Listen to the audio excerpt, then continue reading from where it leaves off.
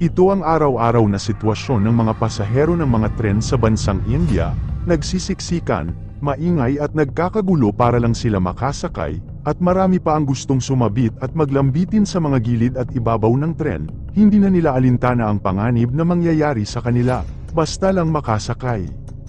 Ang bansang India ay ang pangalawang pinakamalaking network ng tren sa buong mundo, at ang katotohanan nito ay may mahigit na 23 milyong mga pasahero ang nagtitiyaga sa pang-araw-araw na pagsakay, at ito rin mismo ang isa sa mga dahilan sa likod ng pagiging overcrowded at overloaded nito.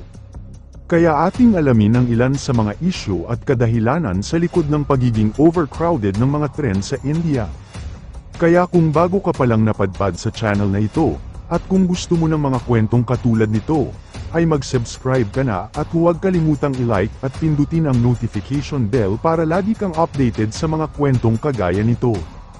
Kilala ang India na isang bansa na may napakalaking populasyon. Ito ang tanging bansa sa buong mundo na may populasyon na may higit sa 1.3 bilyong katao, kaya hindi maiiwasan na sa sobrang dami ng mga tao ay kinukulang na rin ang mode of transportation kagaya ng mga tren. Ang sistema ng riles ng India ay isa sa mga pinakamaginhawang mode of transportasyon para sa maraming tao, na humahantong sa mataas na demand, kaya kinukulang at naging overloaded ang mga tren. Ang mga tren ng India ay madalas na mas abot kaya at madaling maa-access ng mga lower at middle class ng lipunan, at ang tren ang madalas nilang mapagpilian, ang sumakay ng tren, at para sa kanila, ito ang magandang transportasyon para sa short o long distance na pagbibiyahe.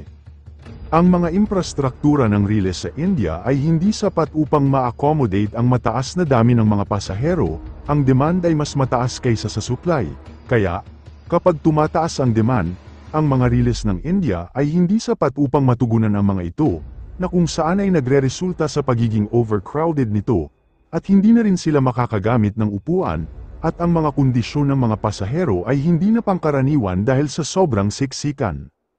Para sa mga taong naninirahan sa mga liblib na rehiyon o mga lugar na may limitadong koneksyon sa kalsada at transportasyon, ang tren ay ang tanging posibleng paraan nila para sila ay makapaglakbay.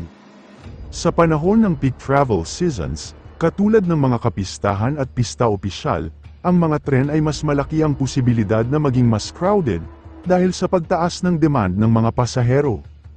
Maraming mga tao ang umaasa sa mga tren para sa kanilang pang-araw-araw na pag-commute, lalo na kapag rush hour o peak hours, na humahantong sa pagtaas ng congestion, sa sobrang dami ng mga pasahero at kahit delikado ay kailangan nilang sumakay sa ibabaw ng tren, ang iba naman ay naglalambitin na sila sa gilid ng tren makasakay lamang at para makauwi.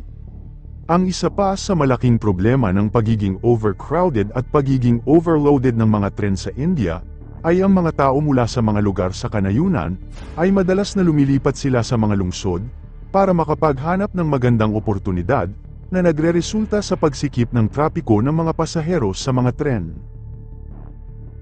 Ikaw, naranasan mo na bang sumakay sa overcrowded na tren na kagaya sa India? Mag-comment ka lang para mabasa namin. Hanggang dito na lang. At muli, hanggang sa susunod pa nating kwento.